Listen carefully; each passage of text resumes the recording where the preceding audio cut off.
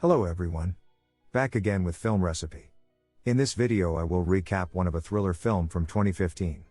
Don't forget to support me with the like and subscribe button.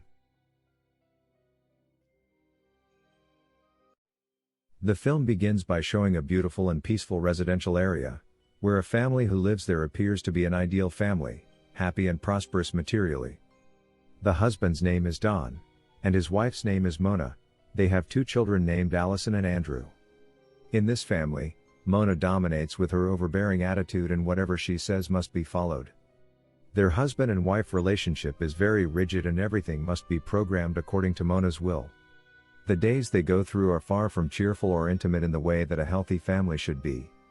In fact, Mona has an excessive insecurity about her children, where she requires them to always be winners in everything, even if it must be achieved in a bad way.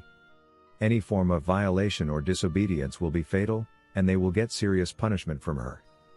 Don is actually quite depressed and not happy with this situation, coupled with Mona who often refuses to make out with him. This is because Mona is someone with high aspirations, and she is also someone who meticulously schedules everything, including the time available for her to make out with Don. Don chooses to be patient and accept the circumstances of his life on the pretext of keeping the peace in his family. When it comes to their professional lives, Don works as a manager in a fairly large furniture store. This shop was built with funds provided by Mona's parents, which means that Mona is technically the owner of the store. One day, the store holds a recruitment for new employees, and a woman named Dusty shows up for an interview at Don's shop. Don appears to have been attracted to Dusty from the moment they first met. Plus, Don's employee and neighbor named Lay expresses his joy by simply telling Don to accept the woman's application. He also explains that they need something to look at to take their minds off their stressed marriage. Meanwhile, there is a man appears to have just finished killing someone. He then watches the TV commercial for Don's furniture shop, which is currently airing. It turns out that this man and his gang have begun to follow Don and his wife's whereabouts and activities. Don, on the other hand, continues to spend boring days with his wife, and one of the gang members has been following him around to find out where he lives. Until one day, he finally manages to get away from it all by having an affair with Dusty. It is at this point which their relationship begins to deepen and become more intimate. Don and Mona's relationship becomes even less interesting as a result of this. Everything goes smoothly for Don at first, and he is able to keep his affair hidden from Mona. Until one day, when Don's family is holding a party, Dusty tells a really bad news for Don that she is expecting his child. As a result, Don is completely taken aback to know about this, since Dusty has taken pregnancy design pills before. Dusty also refuses to abort the pregnancy because she really wants to have children. Plus, she keeps urging Don to take responsibility for their wrongdoing. Don then goes to meet Lay and asks him for some advice about Dusty's pregnancy. As most people would do, Lay suggests to Don that he give Dusty some money in exchange for her silence and for her to leave Don's life. Lay believes that women such as Dusty are the types of gold diggers, who have a proclivity for blackmailing well-established men like Don. And what Lay said is actually true, because it turns out that Dusty is a lover of a gangster named Murphy, the man we saw earlier. In other words, Murphy assigns Dusty the task of luring well-to-do men so that they can take some of their wealth. However, this time it seems that Dusty really likes her target. Long story short, Don follows Lay's advice and he then gives Dusty $13,000. Don asks her to put an end to their relationship and not to see him again in the future. But Dusty refuses because she feels like she is being treated like a whore. At this point, Don is really worried that his mistake would destroy his household, the loss of his children, and of course Mona would act out of control. Worse yet, the extortion does not stop there, because $13,000 is not enough money for Murphy. So he now orders Dusty to ask Don for more money, and this time he asks for a larger sum of $25,000.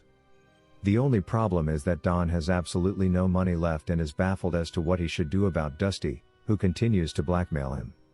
Since he has no other choice, Don finally decides to take the risk of being honest with his wife and tell Mona everything he has done. Surprisingly, Mona looks a bit calm and responds in a way that Mike doesn't anticipate. Instead, she asks whether Don still loves her.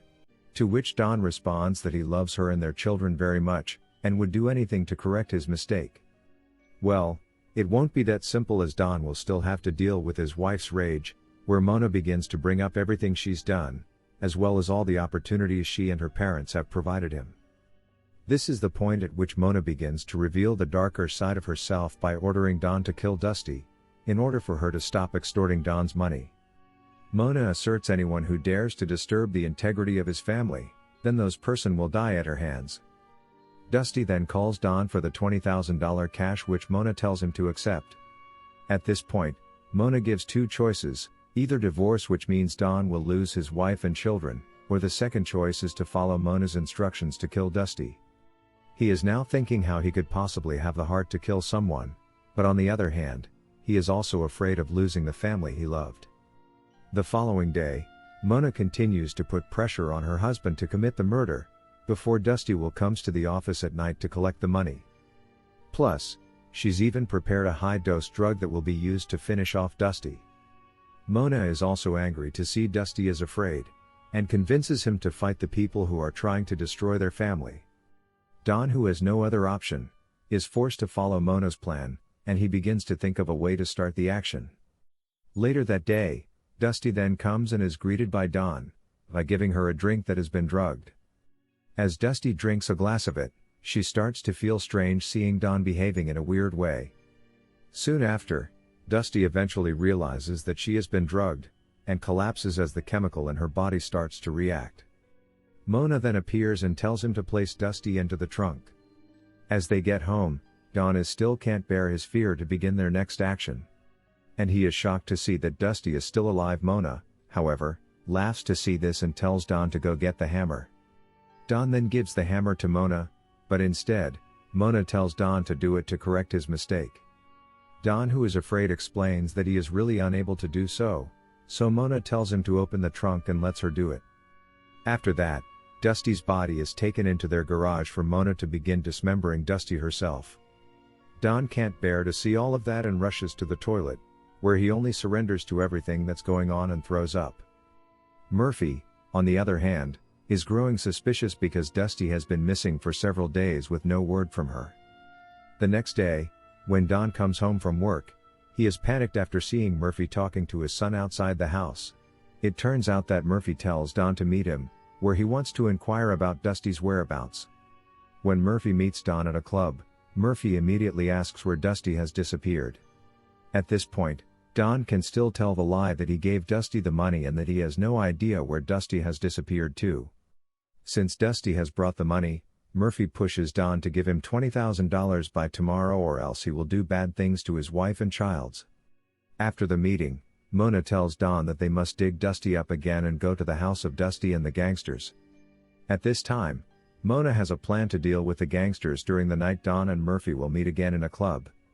As she arrives in front of the house, Mona proceeds to break into the gangsters' house, and no one is there since they are already in the club.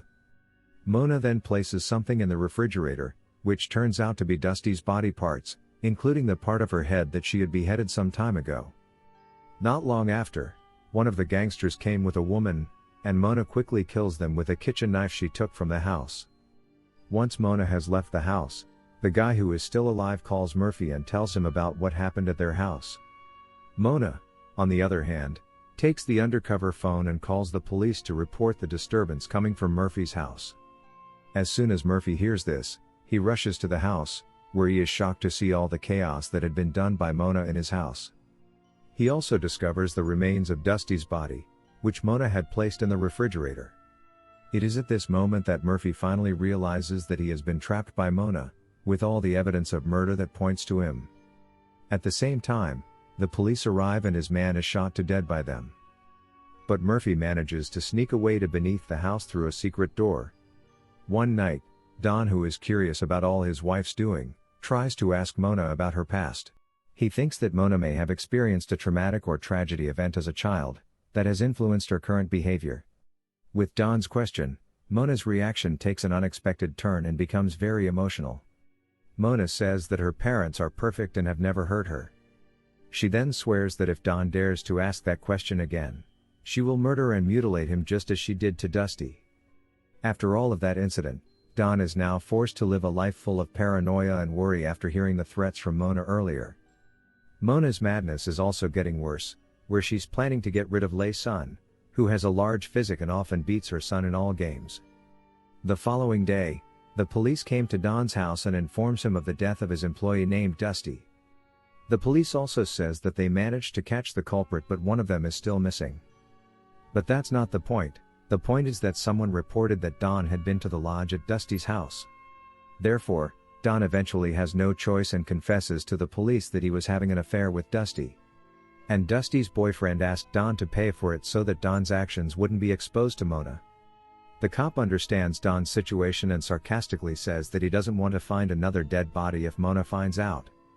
During their conversation, a neighbor's dog suddenly enters their garage, and causing Mona to become irritated.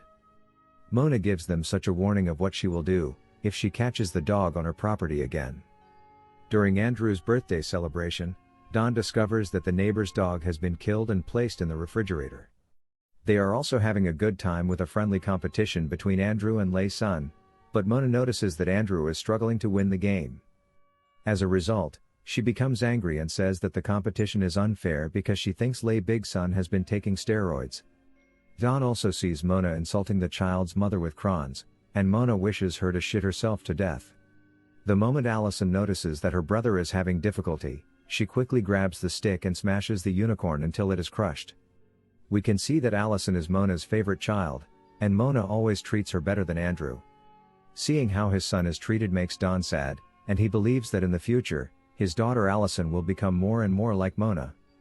Finally, he decides that it is time to end all of madness from his wife. He then shut off the electricity in his home garage lamp to create an electrical short that would result in a spark. After doing some test, he opens the gas cylinder valve to let the gas escape and fill the garage. He then asks his wife to go to the fridge at garage and get him some beef, while Don will check on the grill. As Mona is making her way to the garage, Don quickly gets out of there and walks away as if nothing is going on. Meanwhile, Mona is in the garage, and when she opens the lamp, an electric spark appears. As a result of the spark, the garage which had been filled with gas explodes, and killing Mona. After it is all over, Don is now living in a new house while enjoying the treasure left to him by his wife. He and his children are now living happily without any rules from his wife, including the fear of being killed by her.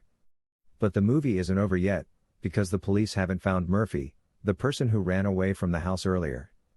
We can see that Murphy is following Don's car from behind, and the film ends during the credits with a sounds like Don has been shot twice by Murphy.